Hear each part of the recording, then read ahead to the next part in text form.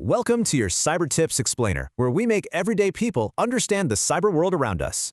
It's a serious question with some pretty huge consequences. Take the Bybit heist. Attackers use trusted software to steal a whopping $1.5 billion. So how'd they do it? They slipped something malicious between the public recipe and the final product. Think of it this way. The source code, that's the public recipe everyone can see. The binary is what your computer runs, but how do you know it matches?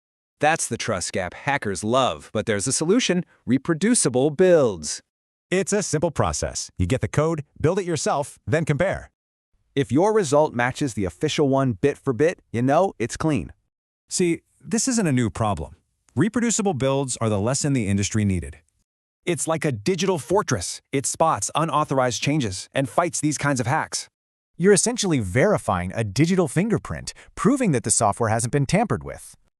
This completely closes the door on that sneaky switcheroo trick used in major heists. And remember, this isn't just for crypto exchanges. It's for any software you rely on. With reproducible builds, you don't just have to guess or trust. You can prove it. Subscribe to this channel, like and share this video with someone you deeply care about to have a foolproof cyber defense.